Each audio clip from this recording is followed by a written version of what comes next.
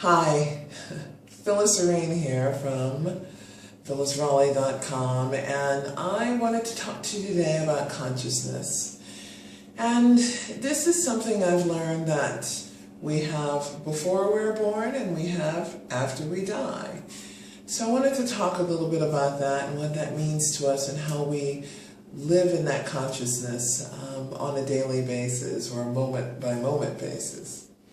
And what we've learned from science is that consciousness comes into a fetus between 18 and 22 weeks.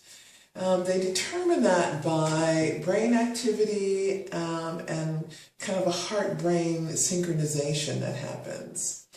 So, where were we before? Reincarnation will teach you that we were competitively trying to get a good mama to be born to, and those are hard to find. I've also learned that it is an opportunity to be born. It's difficult to be born, and it's quite a bit of competition. That's the only way you get onto Gaia's surface, is to be born onto it. So we're all citizens of Gaia. It's a nice thing. And it is in that consciousness space we call living in these skin suits life. But really, it's existed always before we got into a skin suit. And in my work now as an end-of-life consultant or death doula, it exists after the breath of air ends and the heart stops and the brain stops computing.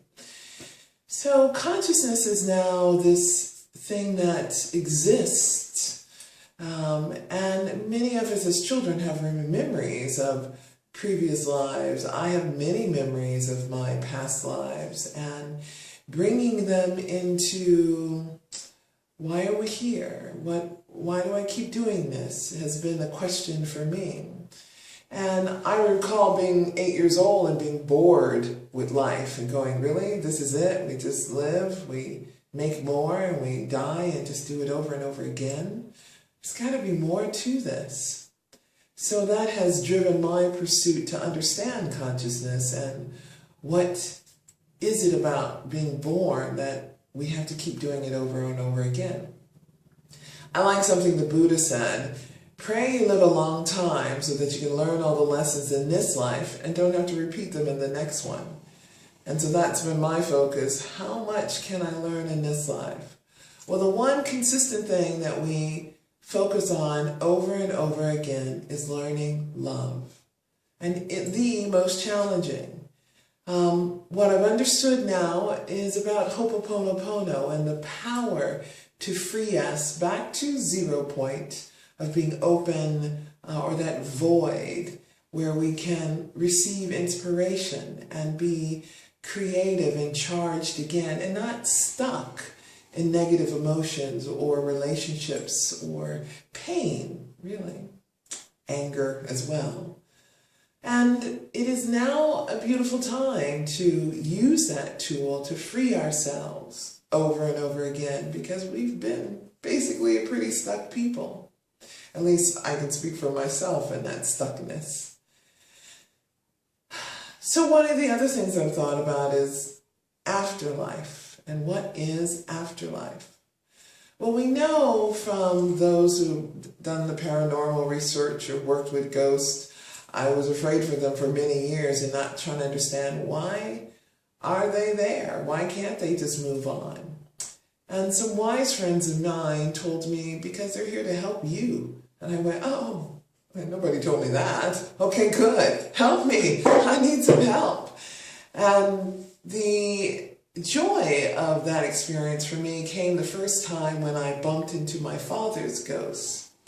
And that was after awakening from a dream and not understanding it, and calling a good friend of mine and asking for some help with interpreting that. And the message was really all about gratefulness and appreciating where you're at and what you've accomplished so far. And when I went back to tell my husband at the time what the interpretation was, I've bumped into this warm space of love. And many people talk about these cold spots they hit of angry ghost.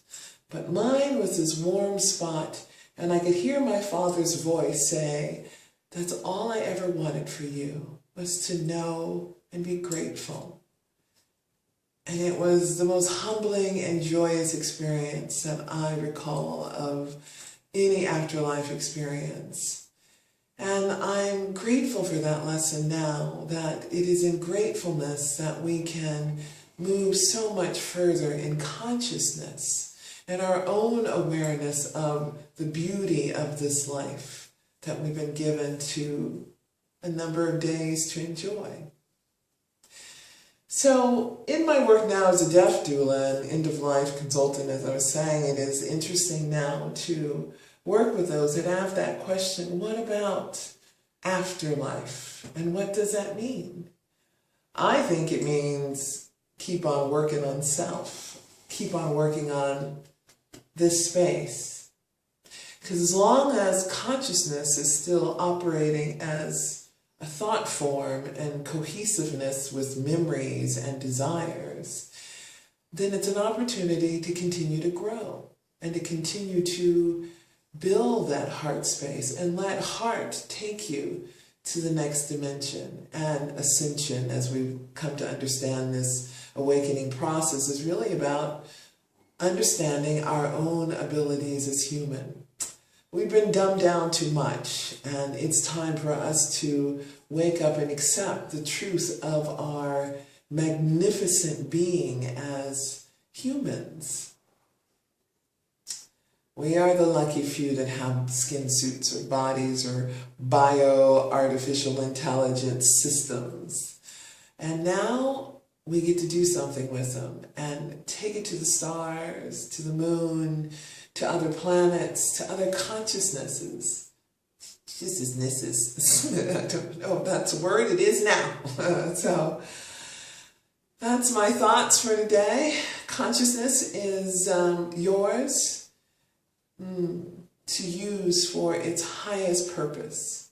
And being in that perpetual now of gratefulness, just to say, wow, that feels good, and enjoy that moment, will really enlighten your path.